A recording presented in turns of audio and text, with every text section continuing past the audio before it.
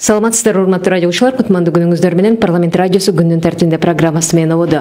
Жогорку Кеңеш депутаттары көтөргөн маселелердин ичинде мектеп турмушуна байланышкан абал дагы камтылбай койгон жок. Бул жаатка кайрылган Жогорку Кеңеш депутаты Карим Ханджизаны студияда кабыл алуудабыз. Саламатсызбы? Саламатчылык. Александрович, байрамыңыздар менен бүгүн өзгөчө күн 25 майга дагы туш келип отурат. Жалпы бүтүрүүчүлөрдү дагы куттуктап, бүгүн депутаттар мектеп турмушуна да кайрылды. Сизде сөз. Рахмат сизге. Саламатсыздар, урматтуу радио угуучулар. Бүгүнкү майрам менен чын жүрөктөн куттуктайм. Менин эсимде 25 май бир чоң майрам бар болчу да, бүтүрүүчүлөр өзгөчө. Бул последний звонок дегендей, бул өзү мындай назик, маанилүү майрам экен да. Биз баарыбыз мектепке окуп атканда ушул майрам билет экенбиз да. Чоң турмушка аттанып, кесип тандоо дегендей, э? Ошондой да. Эсимде өтө мындай ностальгия болуп атат да. Ошондо биринчи мугалимиңизди да эстеп кетсеңиз деп атам да. Окууда мектепте өзгөчө эсте калган мугалимдер болот го. Олимпиадаларга катыштыңызбы? Кандай ийгиликтерди жарата алдыңыз дегендей? Мен биринчи мугалимди 1988 жылында мен мектепке барып аткан биринчи жолу. Ошол жерде Татьяна Ивановна деген мугалим бизди кабыл алып, сабактар берип, биринчи, экинчи, үчүнчү класска чейин. Ушул мугалимди мен эсимде да. Биринчи кадамы, билим кадамы алар түздөп берген да бизге. Өтө жакшы мугалим бар болчу. Азыр дагы биздин Москва районунда турат өзү. Мен ошол менин мугалимге ден-соолук каалайм, бакубат каалайм. Ошону көп жашагыла деп. Мындай мугалимдери көп болсун да. Анан кийин мен мектепте окуп атсак, тез олимпиадада катышканмын дагы. Олимпиадада, биологияда, историяда, анан математикада биринчи, экинчи орун алып алганмын. Мектепте өзүм отличник болуп бүтүргөнмүн да. Аттестат особого образца деп алып алдым. Ийгилик ошол мектепте курактан башталды ушул тил өздөштүрүү жагы?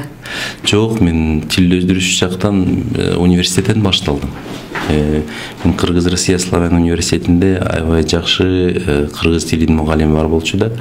Анан кийин англис тилинин мугалимди, араб тилинин мугалимди, аябай жакшы мугалимдер болгон да. Ошол жактан башталган. Эми ушул мектеп турмушунан бир аз кабар алдык. Бүгүнкү аркыл маселелер түрмөгүндө дагы мектептерге тийиштүү маселени көтөрүп чыктыңыз окшойт, э? Ооба, бүгүнкү күнгө биздин республикада аябай жакшы нерселер болуп атат да. 152 жылдын ичинде 150дөй эле мектеп, жаңы мектептер курулуп койгон. Бирок кээ бир мектептер өтө эскилип болуп калды да. Ошон үчүн Москва районунда 100 жылдык мектеби бар.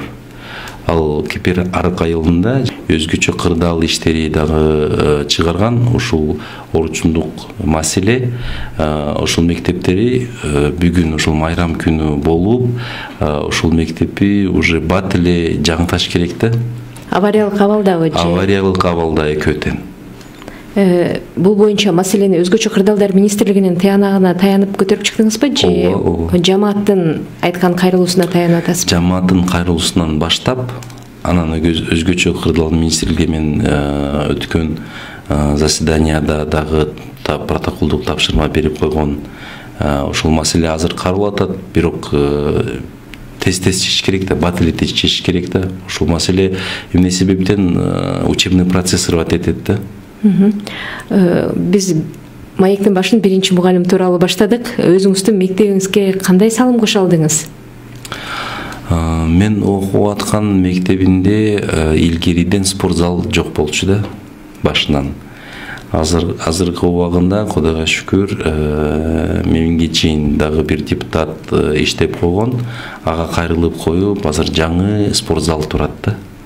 Анан экинчи кандай маселе көтөрөм десек, бул расширение места дегендечи, аны не типовой мектеп бар болчу да. Өзү 600 бирдеме окуучуларга, бирок азыр 2 эсе көп окуп атат. 3 сменада. Ошону кичине көңүл бурулушубуз керек да. Ошол жактан мен ойлойм, дагы биз салым кошоп ниетибиз бар да. Өзүңүз өткөн чакка балалыктын бактылуу учурларына саякаттап келдиңиз окшойт. Жакшы учурларды эске алып, ошондо мектепти аяктап жатып атканда койгон максатыңыз бүгүн өтөсүнө чыкты десек болобу? Тилектериңиз орундалдыбы? Жок, мен ниетим бар башта электе, бирок мен ишенем, быйыл Кудайым буйрса акырындан чыгарат, башталып коет да. Эмне кыялыңызда ким болгуңуз келчү эле кесип тандоо жагынан? Башынан мен дипломат деп болоюн деди. Ошондой ниетим бар болчу да. Анан сиз өзүңүз билесиз, ар бир саясатчы аягынан посольство дипломат болгондо бул өтө чоң жеңиш деп эсептейт да. Мисалы, азыр Казакстандын президенти ушул эл аралык мамилелер боюнча билим алган үчүн бир топ тилдерди билет дейт. Ушул жагынан алганда тил өздөштүрүү жагынан дагы кандай, мисалы, сиз айтып атасыз, азыр араб тилин, англис тилин, кыргыз тилин деген сыяктуу башка тилдерди өздөштүрүп кеттим деп. Демек, өзүңүздүн ушул жакка шыктуулугуңуз барбы дейм да?